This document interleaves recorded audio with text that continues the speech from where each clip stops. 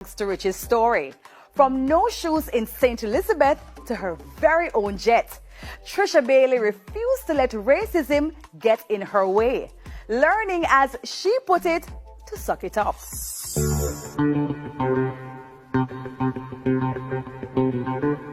Trisha Bailey has made good, worth hundreds of millions of US dollars, and not yet 50. Barefoot and without water and electricity in Woodland, St. Elizabeth, but new horizons ahead after migrating to the US at 13. Starting a recruiting business, was a stockbroker, made her first million at 35, selling medical equipment and supplies before getting into the US and international commercial real estate market, including Jamaica. Recently gave away record sums to an American university. Bailey keeping it real in an interview with ER. Not too stush to pose at a bus stop on Oxford Road, but heading back to the US in her very own jet, thank you. So what did Bailey have to say? What do you want to say? She said lots. Why did you have to leave Jamaica? For a better opportunity. America is the only country that you can really, truly, when they say it's paved with gold, it is the only country that you can actually go from walking barefooted with no electricity and running water to becoming the Trisha Baileys of the world. So that's why. But they also say about America, it's racist. The system is not designed for people like you and who look like you to succeed. It is definitely designed not for people that look like myself.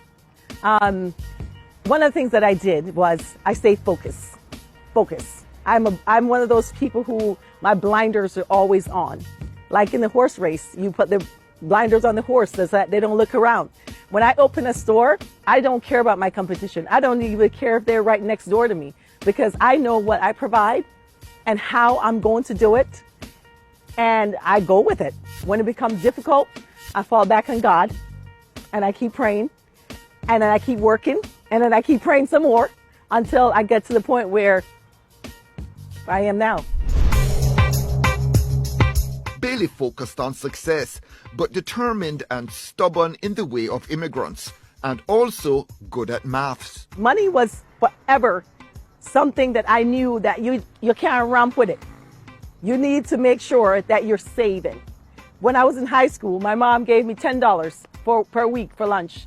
And at the end of the week, I had $6. Now, she gave the same money to my sister, and Tuesday she didn't have no more money left. But so I've always been structured, disciplined, and I truly believe that God chose me to be in this place.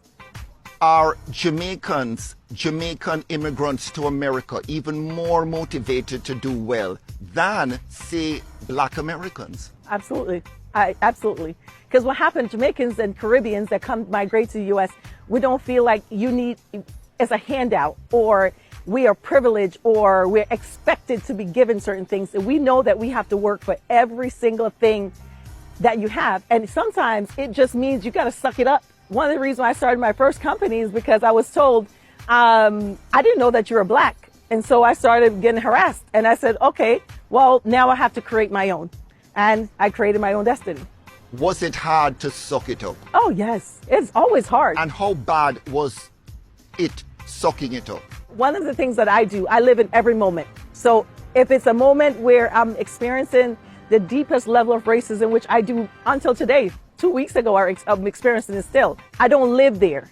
I will experience it. I know it's happening, but I keep my blinders on, and I'm progressing, and I'm making changes and adjusting so that I can go back and say, you know what? You didn't want to serve me in your restaurant? I'm going to come back and buy it and kick you out. How wealthy are you? How much money do you actually have? I have enough, I think. Can you give us a figure? There's a figure that I'm seeing, looking at some document, which says up to 700 million US dollars. And I'm in the vicinity. a little bit less than $1 billion US dollars. In terms of lifestyle, tell us about the life you live in America. Does it match the sort of lifestyles of people who generally have that kind of wealth?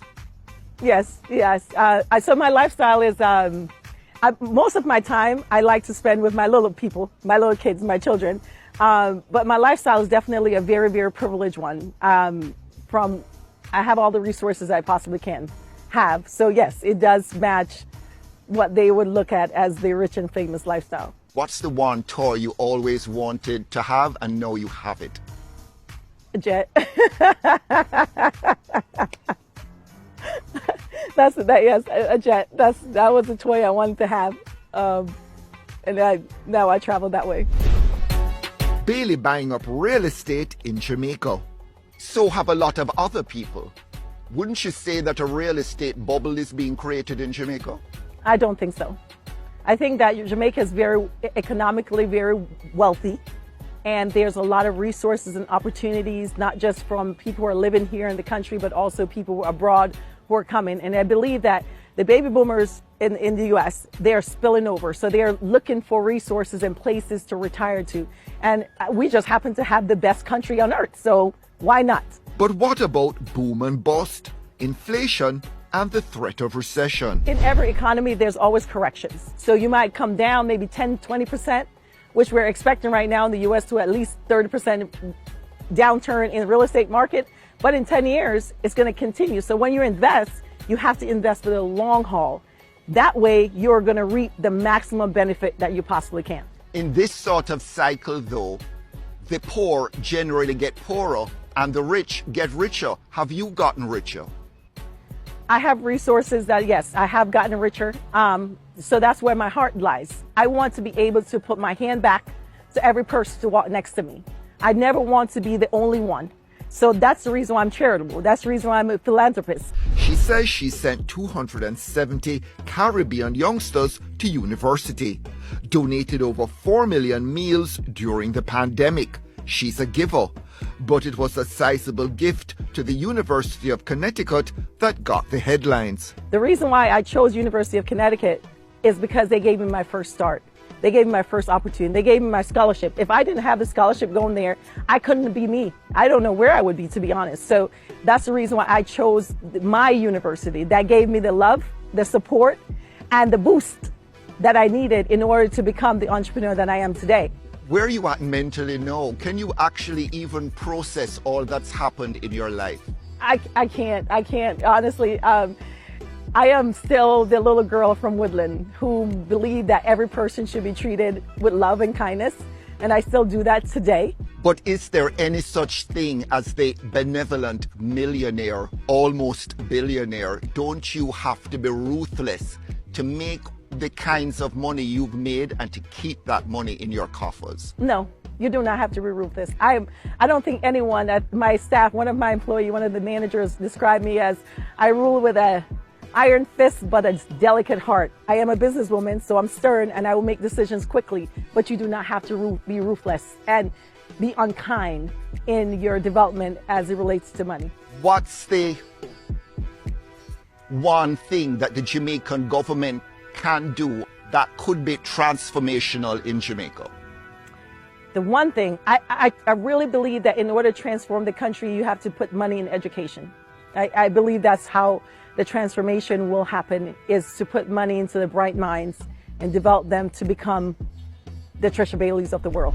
No need to bring a barrel back home, but family and friends do benefit from Bailey's largesse. And if they start a business, I'm right there with them, holding their hands, walking them through it. Now I have boundaries. It's not a handout. You have to work for it. I have to work for it. And as long as I see that that work is there and that discipline and your morals remain intact. Because what happened with people, when money comes, morals start going out the window. Your morals have to stay intact in order to engage with me, because otherwise I can't be around you. Did you vote for Donald Trump? No, absolutely not. No. Do you want to see the return of Donald Trump? Absolutely not. Do you contribute to the Democratic Party?